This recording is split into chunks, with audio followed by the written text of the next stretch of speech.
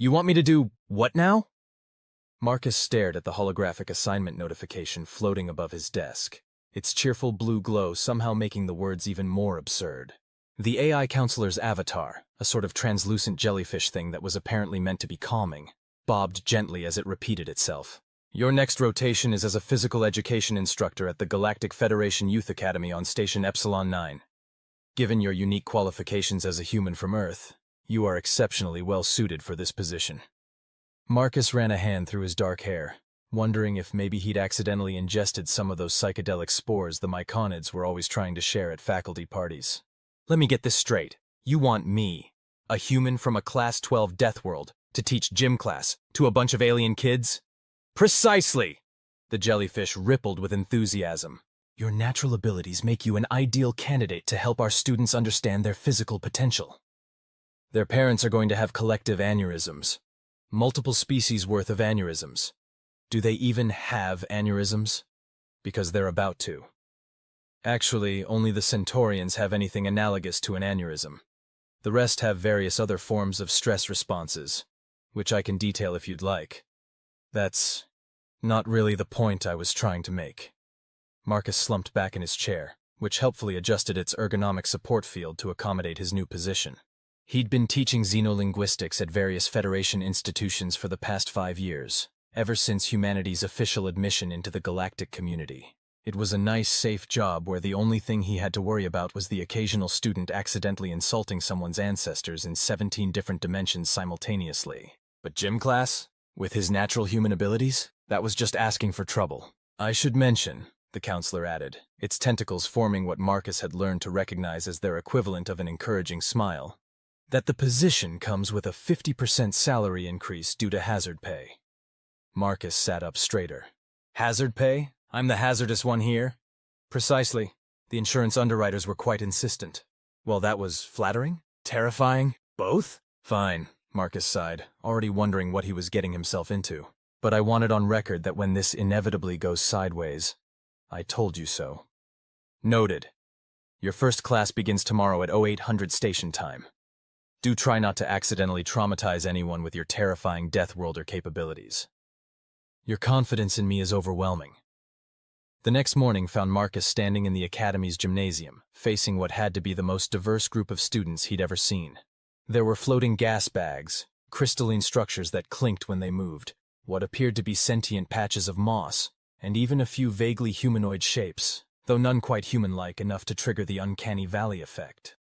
They all stared at him with their various sensory organs, radiating a mixture of curiosity, anxiety, and in some cases outright terror. He couldn't really blame them. Humans had quite the reputation in the galaxy, even if most of it was wildly exaggerated. Good morning, class, he began, trying to sound as non-threatening as possible. I'm Instructor Marcus Chen, and I'll be your new physical education teacher. A forest of appendages shot into the air immediately. Marcus pointed to a floating crystalline structure that was vibrating with either excitement or fear. It was hard to tell with silicon-based life forms. Yes. He quickly checked his class roster, which helpfully displayed names next to floating icons representing each student. Zixtal chime? The crystal chimed in a frequency that his translator rendered as a nervous soprano. Is it true that humans can regenerate lost limbs? Marcus blinked. What? No, that's not... Another appendage, this one belonging to a gelatinous cube with multiple eyes floating in its translucent body. I heard humans can survive being cut in half. That's absolutely not. My parental unit says humans drink acid for pleasure. This from a small furry creature that looked like a cross between a lemur and a houseplant. Marcus pinched the bridge of his nose. Okay, let's clear some things up. First, no, we cannot regenerate limbs. You're thinking of salamanders, which are completely different and much smaller. Second, nobody survives being cut in half, that's ridiculous. And third, he paused. Well, I guess technically coffee and carbonated beverages are mildly acidic, so you might have a point there. But that's not important right now. He clapped his hands together, causing several students to flinch at the sharp sound. What is important is that we're going to learn about physical fitness in a way that's appropriate and safe for all species present. Now who can tell me what exercise means to their species? The lemur plant hybrid raised a vine-like appendage, For the chlorophyllians, we require regular photosynthesis rotation to maintain optimal nutrient production. Good, that's actually pretty similar to what some Earth plants do. Anyone else? A hovering gas bag that Marcus's roster identified as MX. Hydrogen, apparently a literal name in this case, expanded slightly. We must regularly practice density control through careful gas mixture modulation. Excellent. See, every species has their own way of staying healthy and fit. My job is to help each of you develop those abilities in a safe and controlled environment. He gave what he hoped was an encouraging smile. Even if some of us happen to come from planets that the galaxy has, perhaps somewhat dramatically, labeled as death worlds. A small voice from the back of the room. But isn't it true that humans can punch through walls? Marcus sighed. This was going to be a long semester. By the third week, things had settled into a surprisingly manageable routine. Marcus had divided the class into groups based on their physical characteristics and capabilities, creating specialized exercise programs for each. The gas-based students practiced their density control exercises in one corner, the crystalline ones worked on their resonance frequencies in another, and the various carbon-based life forms had their own specific routines. It was actually going pretty well, right up until the obstacle course incident. "All right, everyone!" Marcus called out, standing next to what the engineering department had assured him was a completely safe and species-appropriate obstacle course. Today we're going to work on agility and spatial awareness. Each section is specially designed for different physiological types, so don't worry if you can't do every obstacle. That's completely normal and expected. The students gathered around, their initial terror of him having mostly faded to a sort of cautious fascination. He'd caught several of them taking surreptitious recordings when they thought he wasn't looking, probably to share on whatever passed for social media in their respective cultures. "I'll demonstrate each section for your specific group," he continued, approaching the first obstacle, a simple set of hurdles adjusted to various heights and widths. That's when Glixnar, one of the more enthusiastic crystalline students, chimed excitedly. "But Instructor Chen, we want to see how a human would do it. Please?" A chorus of agreement rippled through the class, expressed in various frequencies, colors, and pheromone releases. Marcus hesitated. He'd been deliberately holding back on demonstrating too many human physical capabilities, worried about frightening the students. "I don't know if that's such a good idea. Please?" This from Hist, a particularly shy member of a species that looked like animated electrical discharges. "We promise not to be scared." Marcus looked at their eager faces and other sensory organs and felt his resolve weakening. "Well, I suppose a small demonstration wouldn't hurt. But remember, this is not something you should try to copy, okay?" The class agreed enthusiastically, already backing up to give him space. Marcus took a deep breath, bounced on his toes a few times, and then ran at the obstacle course. What followed was approximately 45 seconds of what his students would later describe as controlled chaos, or, in some cases, terrifying beauty. Marcus flew over the hurdles with practiced ease, his momentum carrying him straight into a climbing wall that he scaled in seconds. He swung across a gap using suspended rings, rolled through a narrow tunnel, and finally ended with a series of precision jumps between platforms of varying heights. When he finished, slightly out of breath but feeling rather pleased with himself, he turned to find his class in a state of complete silence. Even the usually bubbling gas-based students had compressed themselves into tight, stunned spheres. He said, suddenly self-conscious. "Remember, that was just a demonstration of human capabilities. Each of you will have your own modified version that's perfectly safe and—" "That was amazing!" Glixinar's crystal structure was vibrating so intensely that small rainbows were scattering across the gymnasium walls. "You moved like a level 5 predator, but with the precision of a quantum computer." Thank you? But really, it's not that. Can you teach us to do that?" asked one of the moss patches, despite clearly lacking anything resembling legs. "No, absolutely not. That's exactly why we have different versions for each." "My tertiary parent won't believe this," squeaked a small arachnoid student, all 8 of their data recording organs clearly active. Marcus raised his voice slightly, trying to regain control of the situation. "Everyone please, this is exactly why I didn't want to—" "Wait, what are you doing with those recordings?" But it was too late. By the end of the day, footage of his obstacle course run had spread across the station's information networks, and by the end of the week, it had gone viral across 3 sectors of the galaxy. The headlines were interesting. "Death Worlder Educator Demonstrates Terrifying Athletic Prowess. Human Physical Capabilities. Should we be concerned?" Top 10 reasons why Earth's gravity is absolutely ridiculous. Watch. Deathworlder makes physics question its life choices. The Academy's administration called an emergency meeting. I want to state for the record, Marcus said, sitting in front of a panel of various administrative species, that I told you this would happen. The jellyfish counselor bobbed apologetically. In fairness, we didn't expect quite this level of viral attention. Really? You didn't think that letting a human demonstrate Deathworlder physical capabilities in front of a bunch of kids with recording devices might cause a stir? Well, when you put it that way. The Academy's director, a being that looked like a sophisticated arrangement of geometric shapes, interrupted with a series of mathematical harmonics that Marcus's translator rendered as, "The question is not how we got here, but what we do now. The network attention is unprecedented.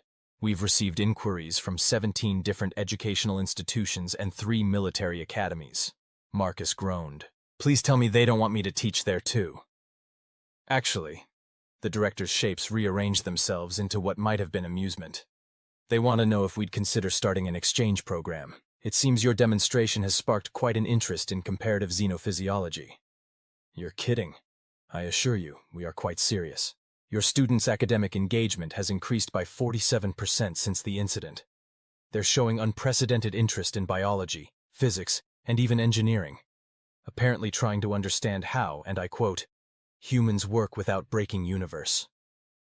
Marcus sat back, stunned. "So, I'm not fired?" "Fired?"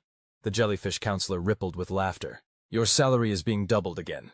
The Federation's Education Board has classified your class as an advanced xenocultural experience.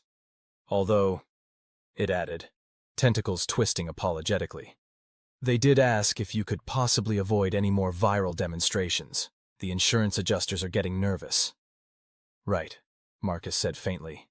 "No more obstacle courses." "Oh no, please continue with those," the director interjected. "Just perhaps with less, how did the news networks put it?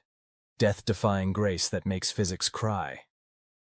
Marcus couldn't help but laugh. "I still think this is crazy. I'm just teaching gym class." "Speaking of departments," the director added, "the biology faculty has requested your participation in a symposium on human adaptability, and the engineering department would like to know if you'd consider demonstrating how humans calculate trajectory adjustments in real time without quantum computing assistance." What? We don't calculate trajectories, we just sort of do it? "Exactly." The director's shape spun excitedly. "Fascinating, isn't it?" Marcus put his head in his hands, but he was smiling. "Fine, but I want it noted that I'm still saying this will all go sideways eventually."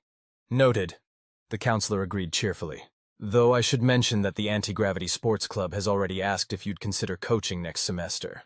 The rest of the term proved to be both more and less chaotic than Marcus had expected. His students, having gotten over their initial terror, had developed an almost aggressive curiosity about human capabilities. He had to repeatedly explain that no, humans could not actually bend space-time with their minds. Where did they even get that idea? And no, they didn't have retractable bone claws like some Earth animals. But amid the wild rumors and occasional panic when he demonstrated something as simple as doing a handstand, something remarkable happened. His students began to take genuine pride in their own physical capabilities. The gas-based students discovered they could create amazing atmospheric art through precise density control. The crystalline ones developed a form of dance that used their natural resonance to create complex harmonies. Even the moss patches found they could coordinate their spore releases to create beautiful patterns in zero-gravity sections. On the last day of class, his students surprised him with what they called a multi-species physical expression performance. Each group demonstrated their newly mastered abilities in a coordinated show that, while perhaps not as immediately impressive as jumping over hurdles, was beautiful in its own unique way. "You see, Instructor Chen," Glixnar chimed happily after the performance. "We may not be Deathworlders, but we have our own kinds of strength." "That's exactly what I've been trying to teach you," Marcus replied, feeling oddly proud, although maybe with fewer viral videos next time. "About that," Hizd crackled sheepishly. "We may have recorded this performance too, but don't worry. We added a disclaimer about species-specific abilities this time." Marcus just laughed. "You know what? Go ahead and post it. Let the galaxy see that physical education isn't just about running obstacle courses or lifting heavy things. It's about understanding and celebrating our differences. Even the terrifying Deathworlder differences." asked one of the gas bags, expanding slightly with what Marcus had learned to recognize as teasing. Especially the terrifying Death Worlder differences, he agreed. Though maybe we can work on calling them something else next term. High Gravity Adapted sounds much more professional than Terrifying Death Machine from Nightmare Planet. But that's not nearly as exciting for video titles. As his students chattered and argued about the best way to tag their latest viral sensation, Marcus couldn't help but smile. When he'd started this job, he'd been worried about frightening his students with human capabilities. Instead, he'd helped them discover their own unique strengths, while simultaneously becoming the galaxy's most unlikely social media fitness sensation. The jellyfish counselor drifted into the gymnasium, its tentacles arranged in what Marcus now recognized as its smuggest configuration. I hate to say I told you so. No, you don't. You're right, I don't. But I did tell you this position would be perfect for you. Marcus watched as his students began planning what they called a farewell temperature modulation party. Apparently the equivalent of a dance party for species that experienced heat differently. Yeah, but don't get too smug. I still haven't agreed to coach the anti-gravity sports club. About that, the counselor's tentacles twisted mischievously. Have you seen the salary they're offering? Marcus groaned, but he was still smiling. Just promise me one thing? What's that? When this all inevitably goes sideways, and I end up becoming some sort of galactic social media fitness guru for confused alien students, you'll remember that I told you so.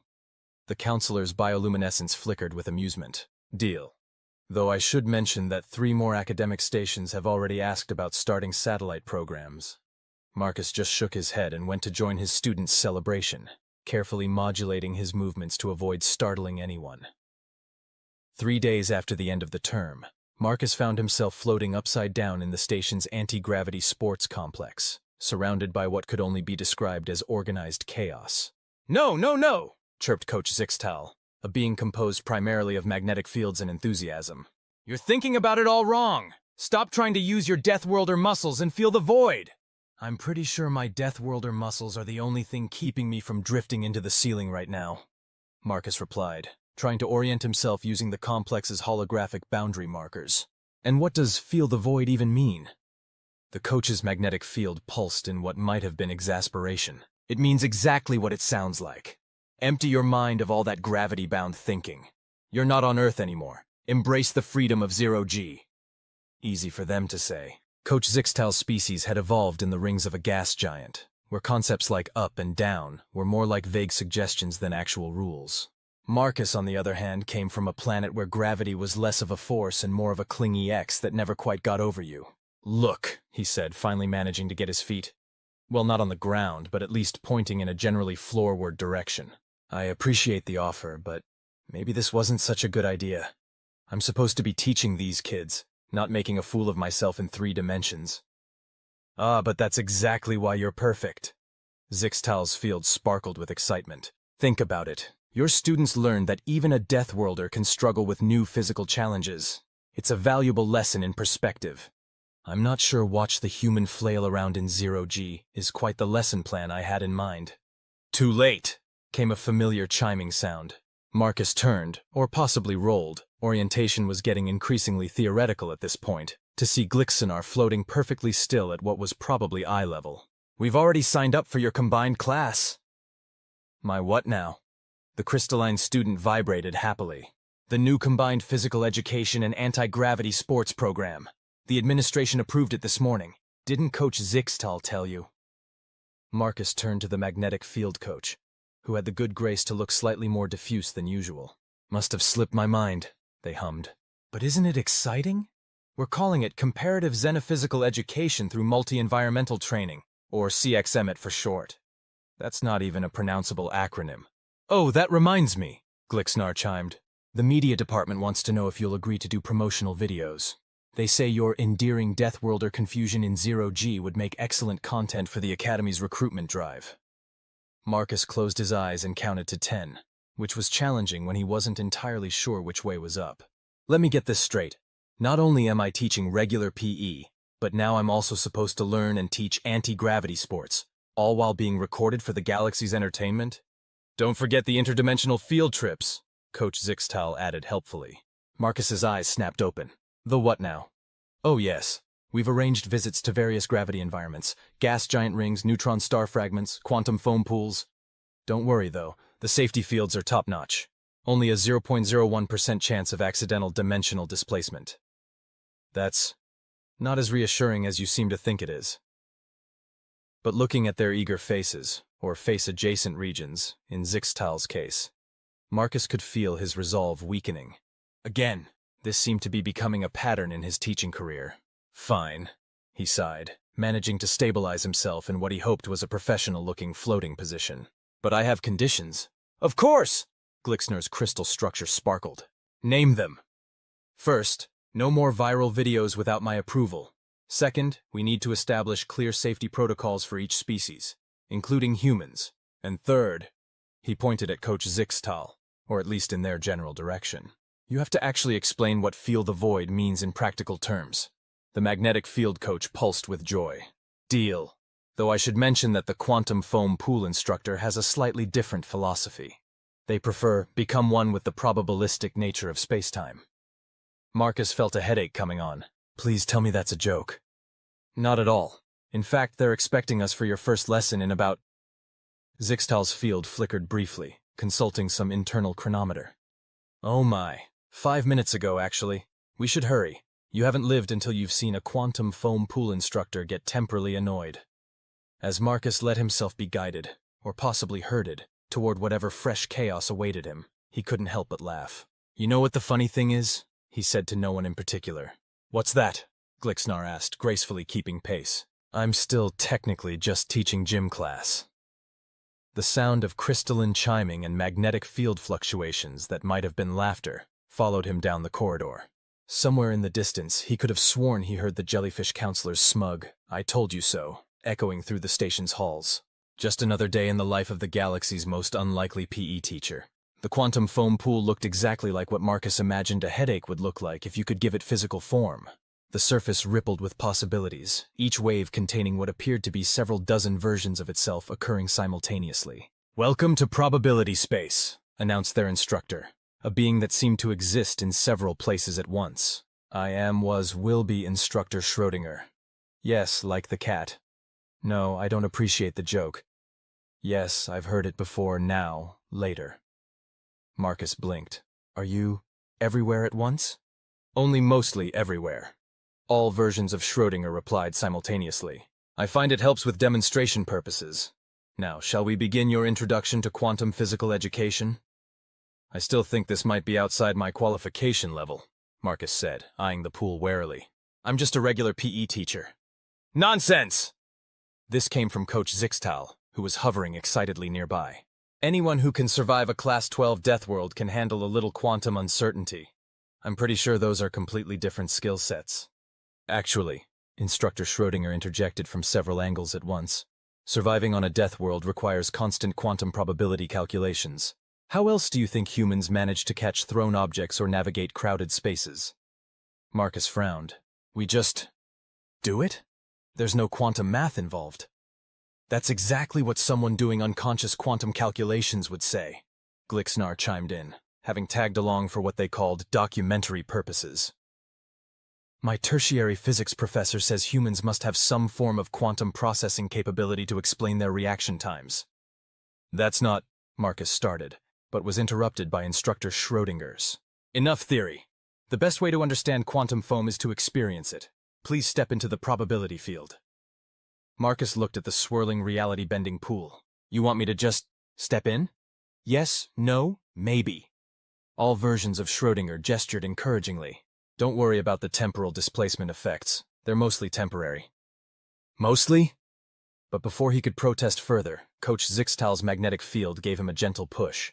Marcus found himself falling into the quantum foam pool, experiencing what felt like every possible way of falling simultaneously. The sensation was indescribable, like trying to think about thinking while thinking about not thinking. He was everywhere and nowhere, his consciousness spread across a spectrum of possibilities. Excellent. Schrödinger's voice echoed from various points in probability space. Now simply adjust your quantum state to achieve optimal positioning. I don't know what that means, Marcus called out, his voice somehow managing to sound uncertain even about its own uncertainty. Just feel the probabilistic nature of space-time. That's even less helpful than feel the void. From somewhere, everywhere, no when, he heard Glicksnar's crystalline laughter. Look, he's simultaneously failing and succeeding. I've never seen anyone maintain that many superpositions at once. Marcus would have glared if he could figure out which version of himself had eyes at the moment. I'm glad my quantum confusion is entertaining. Oh, it's better than that. Coach Zixtal's magnetic field pulsed with amusement. You're actually doing remarkably well for a first-timer.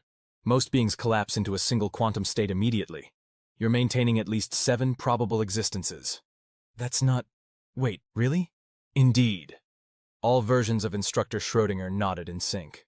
Your Death Worlder adaptability appears to extend to quantum states. Fascinating.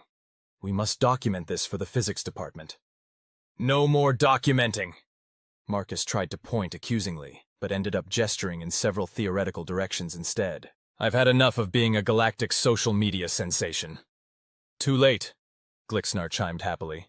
This is already streaming live to the Academy's Quantum Physics Club. They're calling it Death Worlder Does Quantum, a Study in Probability Processing.